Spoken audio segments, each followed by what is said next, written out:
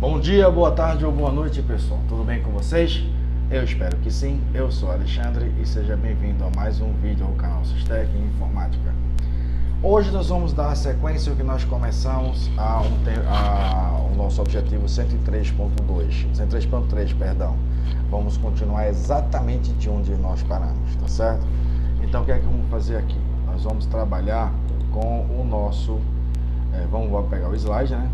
E nesse slide nós vamos trabalhar com o nosso objetivo. Então vamos começar lá. Vamos trabalhar com o objetivo agora de compactadores, tá certo? Deixa eu voltar aqui, isso. Compressão, compactadores e compressão. Vamos ver três compactadores: o BZIP, o GZIP e o XZ, tá? Para descompactar, eu tenho o BZIP, o BUNZIP 2, o GUNZIP e o UNXZ, certo? Então vamos lá começar logo pelo GZIP. O GZIP, ele tem uma sintaxe muito simples. GZIP e o arquivo que eu quero compactar. Um detalhe importante sobre esses três caras: eles só compactam arquivos reais, tá certo? Então pastas, coisas, não é a praia deles. E tem uma função interessante: todos os três, eles compactam, apagam o arquivo original e criam um arquivo compactado, tá? O GZIP, eu tenho alguns parâmetros esses que são os mesmos do BZIP 2.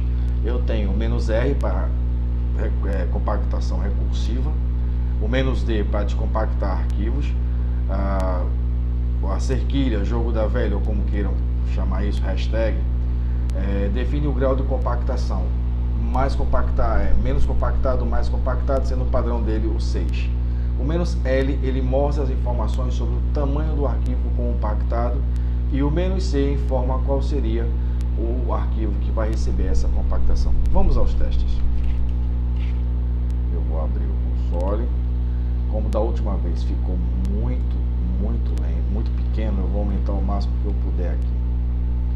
Vamos entrar aqui numa pasta que eu chamo, o nome era de lixo, certo? Eu vou copiar o arquivo /etc fstab, e aqui que eu vou fazer gzip fstab. Quando eu listar de novo, você vai ver que o arquivo fstab ele não existirá, já que eu tenho umas cores ali, ls-l, você vai ver que o arquivo fstab ele some e dá acesso a fstab-gz. Então eu boto gzip -l, de qual é o arquivo compactado, e me dá o fator de compactação, tá? Café? Para descompactar, eu posso usar o gzip -d, dizendo qual é o arquivo compactado. Ele faz o inverso, ele apaga o arquivo compactado e gera o arquivo normal para vocês, tá? Eu vou fazer uma pequena coisa quando chegar agora não. Esse é o GZIP. Da mesma forma que eu posso, tá aqui tem uns exemplos: GZIP teste, -9, -0, -d, -c e por aí vai.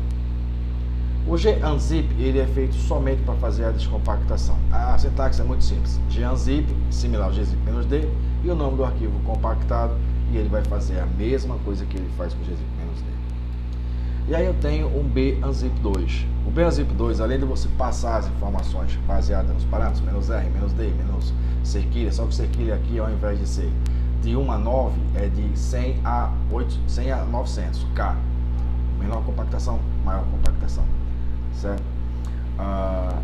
Ele também trabalha com duas variáveis internas, a BZIP e a BZIP2, que você já pode passar parâmetros para esses dois cidadãos, certo? Aí eu venho o XZ. O XZ ele já funciona um pouquinho diferente. O XZ, eu tenho aqui os parâmetros "-z" ou "-compress", que ele bota uma compressão forçada, decompress, força descompactação, "-l" ou "-list", ele vai mostrar o que ele está fazendo, o "-e", ele vai sobrescrever a saída do comando, 0 a 9, padrão 6, menor compactado, maior compactado. Quanto maior for acima, 7 a 9, ele vai usar mais memória, certo? E o UNZ, ele vai descompactar o arquivo, ok? Bom, vamos lá. Aí entramos no cara chamado tar. Ao contrário do que muita gente pensa, o tar ele não é um compactador. Ele junta os arquivos em um arquivo só. É como se eu tivesse um fichário. Esse fichário de ferro que você abre e fecha, abre e fecha, abre e fecha. Pois é, aquele fichário, aí você coloca as pastas dentro. É o que o TAR faz, ele não faz compactação. E o TAR, ele tem alguns parâmetros. Os mais comuns são o "-c" para criar, o "-f" se você for criar arquivo, o F ele é obrigatório, o "-x" para extrair, o "-t" ele lista o conteúdo de um arquivo, e o "-d" que você pode colocar dois arquivos TAR e ele vai comparar e mostrar qual é a diferença desses dois arquivos. A sintaxe não é complicada, é muito simples, certo? Porém, você precisa entender como ele funciona. Ele quer o TAR, as opções, o nome do arquivo que vai ser gerado como TAR, e aí os arquivos que você quer juntar, seja pasta, seja arquivo. Lembrando que o TAR ele é recursivo da natureza dele. Vamos dar um exemplo? Voltando para aqui, eu vou fazer o seguinte: TAR C para criar, eu vou criar um arquivo, então F, então eu vou botar etc.tar e vou dizer que vou usar a pasta etc. E aí, espera ele trabalhar. Tem algumas funções aqui que eu não vou conseguir acessar, ele vai me dar permissão negada, mas aqui eu vou mostrar a vocês o arquivo etc.tar que está com 16 MB compactado, que é minhas configurações do meu sistema, certo? Para eu visualizar, eu boto tar t etc.tar. Tem cliente. TF, desculpa, tem um arquivo. O arquivo tem sempre que ter o F. O arquivo, e aqui ele mostra o conteúdo do meu arquivo compactado. Ou juntado, não é compactado ainda. Então o que a gente vai fazer é o seguinte. Continuando aqui. Só que o TAR sozinho, ele não é muito utilizado porque ele fica muito grande, fica maior do que a soma dos arquivos que tem lá no que você está compactando. Então ele usa dois parâmetros para poder usar. Assim que terminar de criar o TAR, ele cria para criar o gzip ou o bzip, o parâmetro "-j" e o parâmetro "-z". Vamos lá? Então aqui o que eu vou fazer? Eu vou usar o mesmo comando, só que dessa vez eu vou usar, botar aqui .gz, que eu vou usar o parâmetro z para fazer a compactação dele. -lh, veja que agora o tar.gz ele saiu de 16 MB para 2.7. E vou usar a mesma função para usar o bzip2. Eu vou botar aqui o J e vou teclar Enter. Tudo na configuração padrão, tá? ls-l, e você vai ver que o bz2 compactou. Opa, vou botar o H que está mais fácil. Para 2.3 MB e o outro compactou para 2.7 MB. Indicando que o bzip2 tem um fator de compactação maior do que o gzip. E para listar o conteúdo, não tem problema, é só usar o mesmo comando tf, e aqui eu aponto para o arquivo compactado e ele vai mostrar. Ou o bz2, ele também vai mostrar.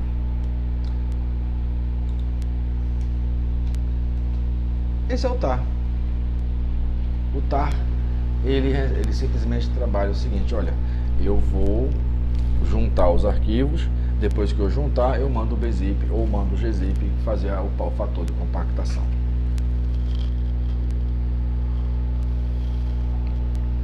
CPIO já trabalha com uma forma diferente. Para poder o CPIO fazer uma compactação de um arquivo ou extrair um arquivo, a compactação é mais fácil. Você tem que formar uma lista do que ele vai fazer. Imagina você usar um Find da vida, onde você vai encontrar todos os arquivos que foram modificados hoje. E aí você manda para o CPIO fazer uma cópia. Esses parâmetros do CPIO, você pode usar o "-o" para criar um arquivo de backup, o "-i" para extrair esse arquivo, o "-t" ele vai mostrar o que está no conteúdo do backup, o "-f" maiúsculo especifica que você vai usar um arquivo e não um disco de fita ou algo assim. Quando descompactar, você pode usar o parâmetro "-d para caso os diretórios precisam ser criados, serão criados com o parâmetro "-d. O "-c" ele vai ou escrever o formato de cada arquivo em formato ASCII para poder. E o parâmetro "-v" ele mostra a você detalhes do que ele está fazendo. Isso é o CPIO. O comando file é um comando bem simples que ele vai dizer qual é o tipo do arquivo, tá? File e o nome do arquivo. Dá um exemplo aqui. file etc.tar. Aí diz POSIX tar archive tar.gz, ele vai dizer comprimido pelo gzip, certo? E o BZ2 ele vai informar que ele foi compactado pelo BZ2. É simplesmente assim, o file é um dos mais simples que tem, porque não tem muito parâmetro, tá? Comando dd. Aqui é um comando muito útil para fazer clonagem, principalmente. O que é que o dd faz? É o seguinte: você vai pegar, por exemplo, eu vou usar o dd para fazer uma criação de um arquivo, o dd para pegar as informações de um formato ISO e colocar no pendrive. O dd ele quer as informações de if de in-file, que seria aonde está o arquivo de origem, certo? E out-file, que seria o destino dos dados, ou seja, de onde ele vai ser descompactado. O BS e o count ele recebe o número 1 byte, 1 bloco. Se você fizer isso para fazer uma clonagem de uma HD de 1 TB, vai demorar que você não tem ideia, certo? Porque o BS e o count é 1 byte a 1 bloco. É 1 byte lido, 1 bloco gravado, 1 byte lido e gravado, 1 byte lido, 1 byte gravado. Pegar 1 TB, bicho, isso vai demorar, porque é sincronismo. Ele lê, copia, lê, copia, lê, copia, lê, copia e por aí vai. Da forma mais interessante, eu tenho um exemplo aqui embaixo que ele bota dd in-file, ou seja, if igual /dev SDA5, seria o meu disco SDA usando a partição nomeada como 5. Essa é a minha origem, eu vou ler o arquivo desse. E onde eu vou extrair? /dev SDB4, então ele vai pegar o conteúdo do SDA5 e copiar para um arquivo chamado SDB4. Pode ser 2 HDs, pode ser um HD, um pendrive, isso não vai fazer diferença.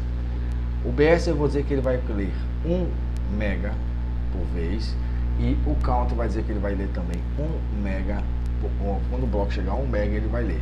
Multiplica um pelo outro, eu vou ter leituras de 1 giga, tá? E aí ajuda muito quando você vai ter questão de tempo a você fazer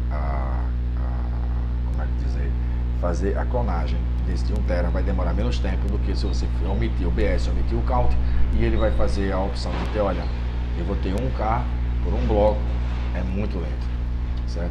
O dd basicamente é isso, ele vai converter e copiar os arquivos, que ele vai converter para o formato dele e copiar os arquivos de um dispositivo para outro. Ele é muito útil para fazer clonagem, certo? E aqui encerramos. Esse objetivo é o fim do objetivo 103.3, certo? Então, neste caso aqui, o que é que a gente tem que fazer aqui agora? Nesse caso aqui tem muito mais o que fazer. O vídeo vai ficar por aqui. Eu vou pedir a vocês que, se você não for inscrito no canal, se inscreva. Se gostou do vídeo, velho like, ou gostei, depende da forma que você queira que seja pronunciado isso aqui. E é isso. Põe Jesus em seu coração. Amai-vos uns aos outros como eu vos amei, que é o grande mandamento. E a gente se vê no próximo vídeo. Um abraço a todos.